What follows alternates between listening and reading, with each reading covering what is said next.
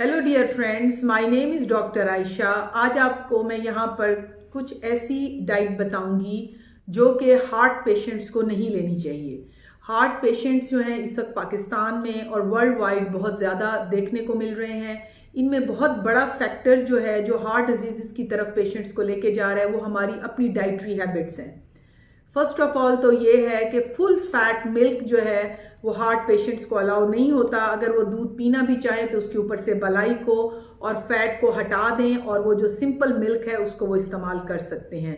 इसके अलावा जो डेयरी प्रोडक्ट्स हैं जिनमें मक्खन है, घी है, देसी घी है, इस तरह की जो चीज़ें हैं वो भी अलाउ नहीं हैं।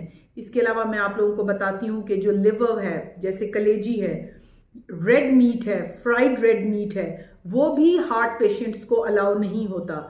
इसके अलावा जो बेकन है और इस तरह मुख्तलिफ़ किस्म की जो और ये चीज़ें हैं जिनमें सॉसेजेस शामिल हैं, जिनमें चीज़ शामिल है, बर्गर्स हैं, पिज़्ज़ाज हैं, इस तरह की जो जंक फूड है वो भी हार्ट पेशेंट्स को अलाउ नहीं है। ये वो फूड्स हैं जो पेशेंट्स के जो है आमतौर पे हाई फैट डाइट होती है वो शामिल होती हैं, जो कि हार्ट पेशेंट्स को हम लोग मना करते हैं कि वो इसका इस्तेमाल ना करें। इसके अलावा ये भी देखा गया है कि इन पेशेंट्स को आमतौर पे जो है हम कहते हैं कि आप छोटा गोश्त जो है जिसको मटन कहते हैं उसका आप इस्तेमाल करें, लेकिन बीफ या रेड मीट जो है उसका इस्तेमाल ना करें, क्योंकि ये बाज़ औक़ात जो है ये पेशेंट्स को हार्ट प्रॉब्लम्स को जो है वो इन्हांस कर देता है और उसमें प्रॉब्लम क्रिएट करता है।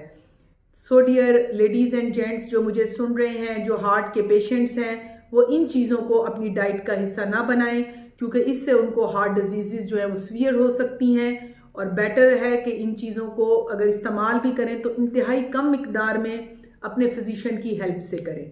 Thank you very much. Stay blessed, stay safe. जज़ाकल्लाह।